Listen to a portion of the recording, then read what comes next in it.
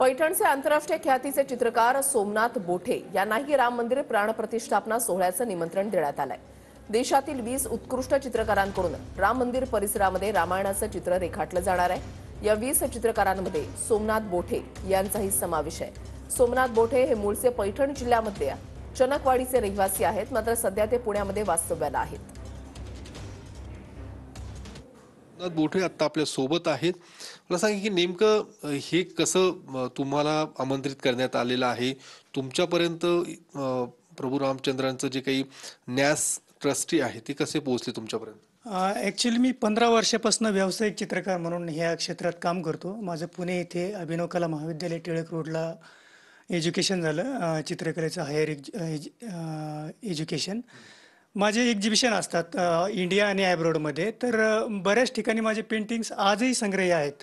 माझं थोडं कामाला स्पिरिच्युअल टच असल्यामुळं माझं सिलेक्शन त्या ठिकाणी झालेलं आहे। देशभरातल्या 20 चित्रकारांमध्ये तुमचा सुद्धा समावेश आहे आणि तुम्हाला अयोध्या थेट निमंत्रण आलेलं आहे। काय नेमके भावना आहे तुम्हाला? कारण एवढा मोठा सोहळा देशातीलच नव्हे तर जगातली मान्यवर त्या ठिकाणी येणार आहेत आणि संपूर्ण देशाचं सुद्धा लक्ष लागून आहे या सोहळ्याकडे आणि खास निमंत्रितांमध्ये तुम्ही आहात। काय नेमके भावना आहेत तुमच्या? ॲक्च्युली लहानपणापासून चित्रकलेची आवड होती।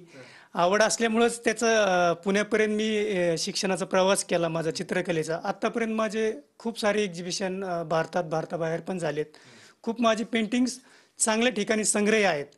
पण आनंद सगळ्यात जास्त ह्याचा आहे की एक अशी हिस्टॉरिकल गोष्ट आज भारतामध्ये घडते की जी आपण हयात असताना आपल्याला मंदिर बघायला मिळतंय, तिथं अनुभवायला मिळतंय आणि रामाच्या दरबारात जाऊन आपल्याला कलाकाराला काम करायला मिळतंय, ते पण त्यांच्या जीवनावरती। तर ह्याच्यासारखी गोष्ट कुठली असू शकत नाही।